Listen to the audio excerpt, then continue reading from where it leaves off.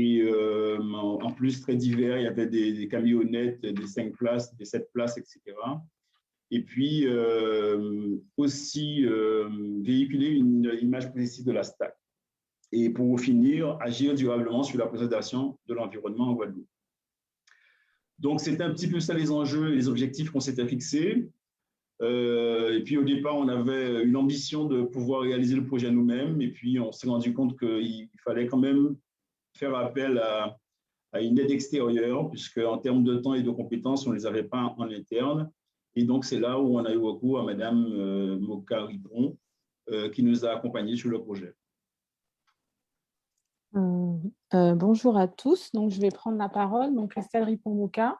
Effectivement, comme disait M. Lima, donc, le directeur de la STAC, ENR Mobility a accompagné l'entreprise sur la mise en place de la mobilité écologique. Donc, je vais faire une rapide présentation de ENR Mobility, qui est à cheval entre le bureau d'études et l'AMO. Nous travaillons avec des entreprises, des institutions, collectivités et aussi quelques particuliers sur leurs projets de mobilité écologique. Donc, faire en sorte que leurs déplacements soient moins impactants pour l'environnement et la santé. Donc, nous avons 3 activités principales qui sont interconnectées. Donc, conseiller en faisant des études techniques, écologiques, économiques, financières et organisationnelles pour savoir si le projet de mobilité est possible pour la structure. Nous connectons donc les clients avec les partenaires, les prestataires. Donc, nous faisons du sourcing, nous faisons de la négociation. Nous accompagnons également nos clients. Vous m'entendez? Oui, oui, oui. Oui, voilà, pardon. Nous accompagnons également nos clients tout au long du cheminement vers une mobilité écologique. Donc, que ce soit au niveau de la conduite du changement, en particulier si on est sur une flotte électrique, donc ça induit des changements au niveau de l'organisation. Nous faisons également des montages de dossiers de financement pour faciliter le passage à l'acte et que financièrement l'opération soit intéressante. En termes de faits et symptômes, comme l'avait précisé M. Lima, donc, la STAC, au niveau de sa flotte interne, donc les véhicules de relève, les petits véhicules légers, avait besoin d'optimiser la gestion de ce parc, avait une flotte qui, en termes de déplacement, était compatible avec la mise en place d'une flotte électrique en termes d'autonomie. On avait aussi de l'espace à la STAC pour le stationnement, puisque les véhicules de la flotte interne étaient stationnés à la STAC en fin de service. Déjà aussi la présence de 9 bandes de recharge pour alimenter les véhicules électriques, mais non connectées, ces bornes de recharge. Et on avait aussi la possibilité de solliciter des financements, des subventions au niveau de l'ADEME, la région et même le FEDER, en plus du bonus écologique. Donc, tout ce contexte rendait a priori favorable la mise en place d'une flotte électrique. Et donc, ENR Mobility a poursuivi en faisant une étude fine des besoins en mobilité et du fonctionnement de la STAC. Donc, en termes de diagnostic, on a identifié donc, que le parc était très énergivore, puisqu'il était assez âgé, entre 8,5 et 10 ans, uniquement des véhicules diesel, donc un coût carburant important. Les déplacements journaliers étaient en 40 et 50 km par jour, donc totalement compatibles avec l'autonomie d'un véhicule électrique, même les plus faibles autonomies, qui sont d'au moins de 150 km. La flotte était dispatchée sur 3 sites et les périodes de stationnement étaient compatibles avec un rechargement sur site sans impacter le fonctionnement du parc de véhicules légers. En termes de stationnement aussi, on avait l'espace pour installer autant les bandes de rechargement que les panneaux solaires, donc qui allaient produire l'électricité renouvelable. Puisque bien sûr, l'objet d'avoir une flotte électrique était de pouvoir avoir un bilan écologique intéressant, compte tenu du mix énergétique de la Guadeloupe, qui n'est pas encore très bon au niveau de la production d'électricité. Il a été important pour la STAC dans sa démarche de développement durable d'avoir une production d'énergie renouvelable et dans leur cas via des panneaux solaires.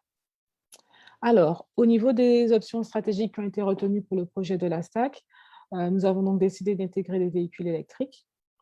Donc, 100% de la flotte a été transformée en véhicules électriques.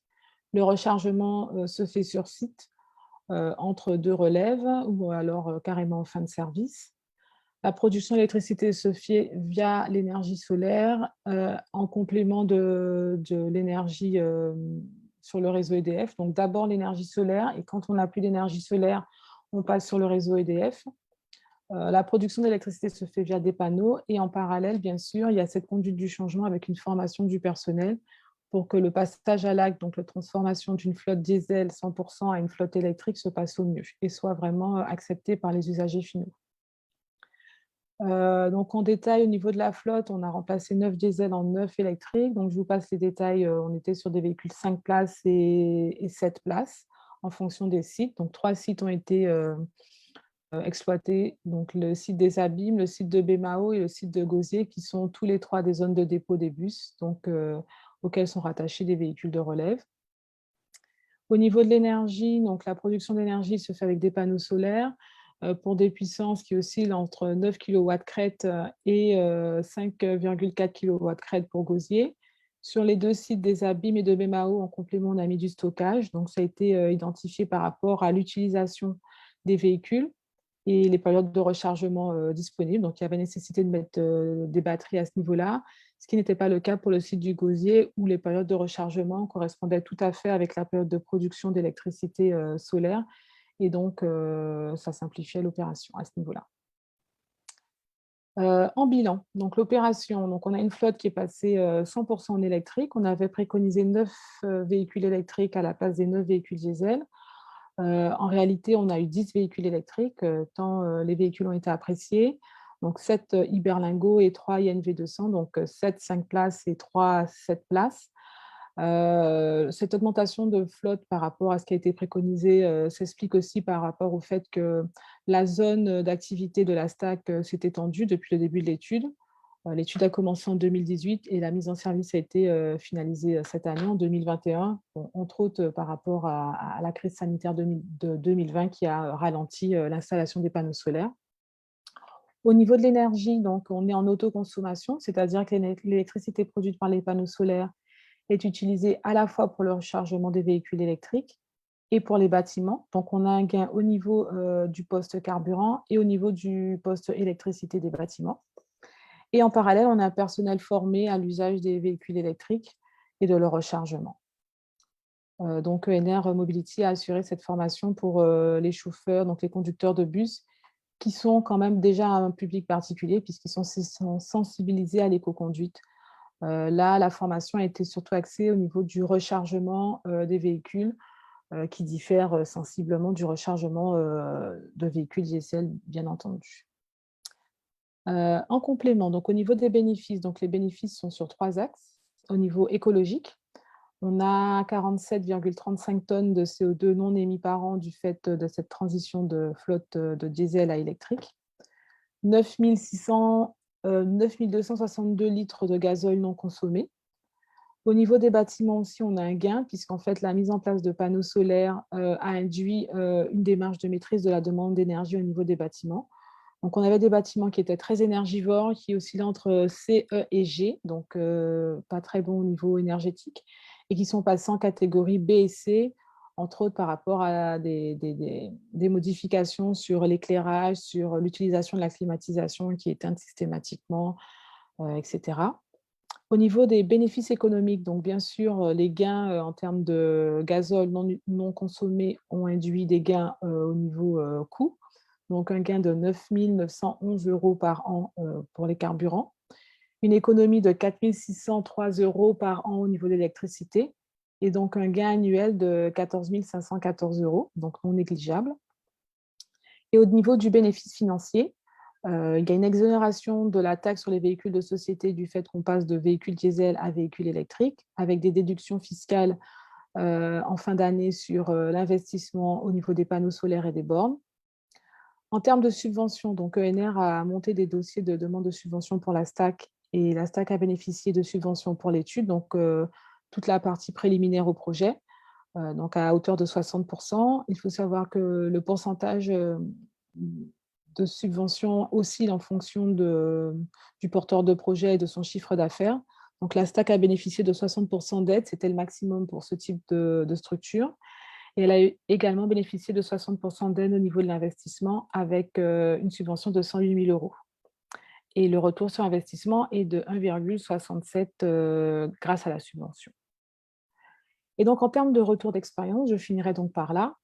L'opération, donc l'intégration de la mobilité écologique au niveau de la stack, c'est un projet qui est long, qui a été long puisqu'on a commencé en 2018 et on a fini en 2021. On aurait pu finir un peu plus tôt, mais bon voilà, on sait ce qui s'est passé en 2020.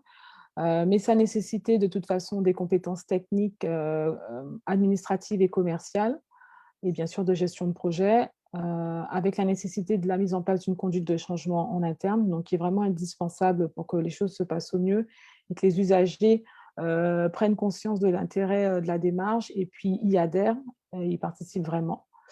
Et au final, on a une satisfaction du client, monsieur Lima, j'espère pourra confirmer. On a des gains économiques, écologiques, on a aussi, un confort de conduite, non négligeable pour les conducteurs. En termes d'image aussi, un retour positif et donc la STAC, confirme sa démarche d'entreprise, engagée dans la responsabilité sociétale des entreprises avec donc ce volet environnemental. Donc en gros, il a fallu un référent en interne au niveau de la STAC, pour pouvoir coordonner le projet et bien sûr une expertise en interne, en l'occurrence avec ENR Mobility. Voilà, j'en ai fini de ce témoignage, sur la mobilité écologique, à la STAC.